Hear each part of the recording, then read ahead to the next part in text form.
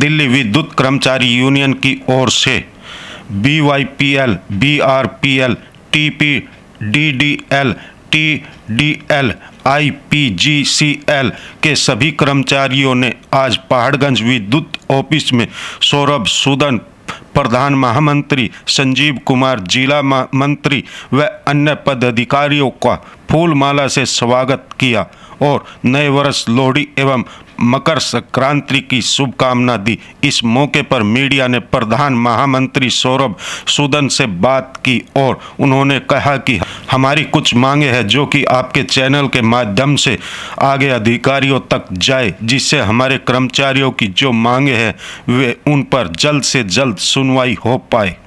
आज़ाद तोमर की रिपोर्ट, हर खबर दिल्ली।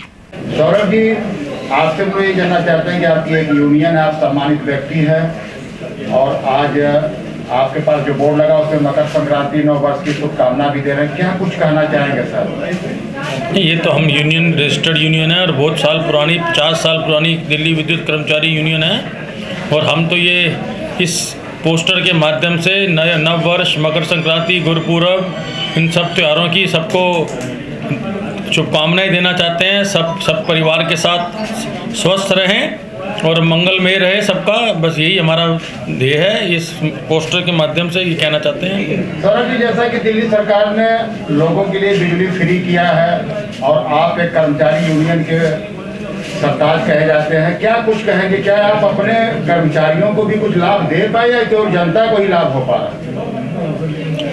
ये बिजली जो कंसेशन सरकार दे रही है वो सरकार का प्रेरोगेटिव है, उसमें हम क्या बोल सकते हैं। अच्छा, सरकार ने अच्छा काम किया है ये, लेकिन हमें एज अ बिजली एम्प्लॉई हमें कुछ प्रॉब्लम्स हैं जो हम सरकार से भी शेयर करते हैं, अपनी मैनेजमेंट से भी शेयर कर रहे हैं और हम चाह रहे हैं कि उनका समाधान हो।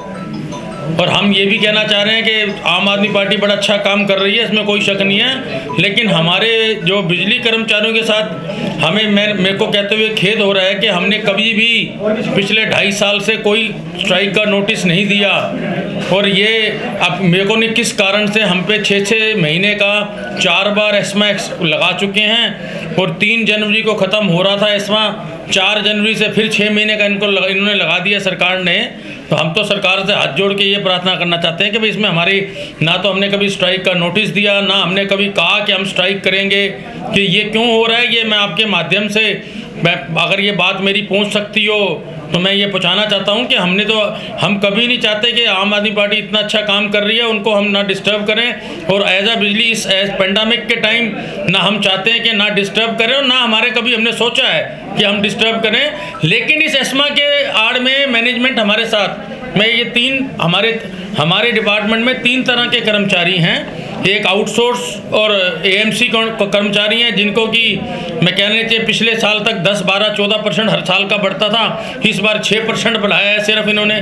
और कई हमारे जो ये कर्मचारी हैं आउटसोर्स AMC के, इन पे गलत विजिलेंस केस करके इनको निकाल दिया, क्योंकि हमारी बात हुई है हमारे हेड HR से YPL में और उन्होंने कहा है कि इसको हम देखेंगे, लेकिन क्योंकि एस्मा लगा हुआ है हम अपना पीसफुली प्रोटेस्ट भी नहीं कर पा रहे।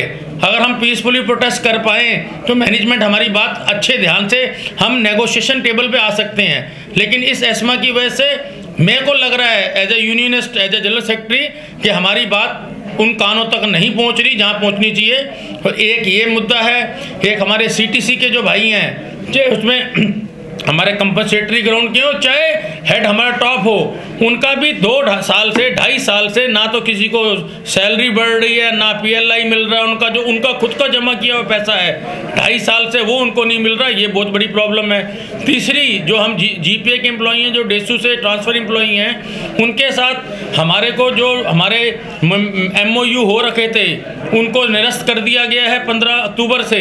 इससे बड़ा कुठाराघात हुआ है हमारे एम्प्लॉयज़ के ऊपर, वो भी हमारी सुलझ नहीं।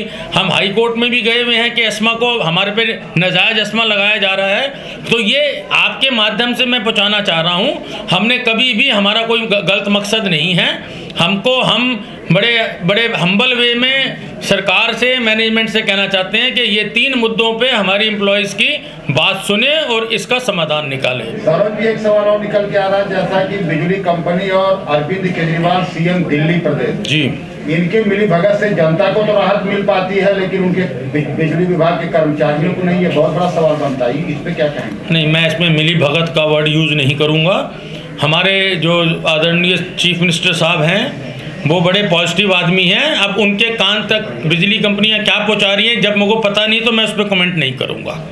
अगर ये बात हम आपके माध्यम से बताना चाह रहे हैं कि हमारा हम कोई भी मकसद नहीं है स्ट्राइक करने का, दिल्ली की बिजली को पैरालाइज करने का, तो ये अगर उनको उनको या पावर मिनिस्टर कोई गलत उनको बता रहा है तो वो हमें बुलाएं, इस बात का कोई समाधान निकालें। लेकिन हमारे साथ जो हमारे एम्प्लॉय के साथ जो गलत हो रहा है वो भी जिम्मेवारी, ठीक है, अच्छी बात है, सरकार हमारे दिल्ली के निवासियों के लिए बहुत अच्छा काम कर रही है। हम भी दिल्ली के निवासी हैं, सारे एम्प्लॉयज़ उनके, हमारे साथ जो प्रॉब्लम है उसका भी समाधान होना चाहिए। सर, जाते जाते आपसे हम जानना चाहेंगे, नया वर्ष है, मकर संक्रांति है, तमाम त्यौहार आ रहे हैं, क्या कुछ कहना चाहेंगे देश के लिए या दिल्ली वासियों के लिए? नहीं, हम तो बस यही कहना चाहेंगे, मैं बड़ा छोटा सा अपने सिर्फ बिजली कर्मचारी यूनियन का जनरल सेक्रेटरी हूँ। मेरा ध्येय ये है कि हम दिल्ली की सेवा करें, दिल्ली को 24 घंटे बिजली दें, जो कि हम पिछले कई सालों से, जब से प्राइवेटाइज हुई है, बिजली की कंडीशन बहुत अच्छी हुई है। पहले 53% लॉस, लैंडलाइन लॉस थे, जो अब 7% पहुँच चुके हैं।